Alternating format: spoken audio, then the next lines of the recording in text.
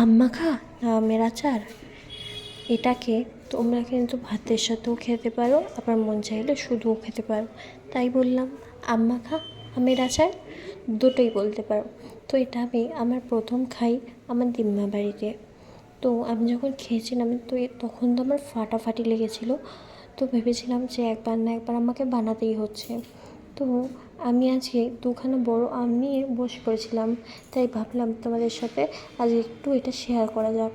তাই দুখানা আম আমি ভালো করে এখানে গ্রেট করে নেব, ভালো করে গ্রেট করে নেব, যাতে এখানে একটুখানিও আমের আটির একটু অংশও না যায়। তো ওটা গ্রেট হয়ে গেলে একটা বড় থালার মধ্যে আমি ওটাকে ছড়িয়ে নেব। যেই ভেজা ভাবটা আছে ওটা আমি একটু শুকিয়ে নেব পাখার হাওয়াতে।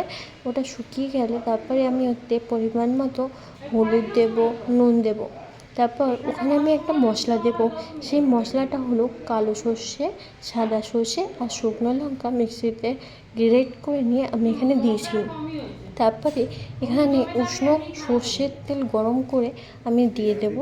তারপর ওটা আমি ভালো করে মেখে নেব। তো এখানে পুরো মাখা তো কমপ্লিট, দেখতেই পাচ্ছ সবই কমপ্লিট। এখানে আমি একটা জিনিস দিতে ভুলে যাই, সেটা হলো চিনি। দেখতেই পাচ্ছ এখানে চিনি দিতে আমি ভুলে গেছি। তো আমি একটু এখানে চিনি দিয়ে, পরিমাণ মতন চিনি দিয়ে তারপর আমি এটাকে আবার ভালো করে মেখে নেব।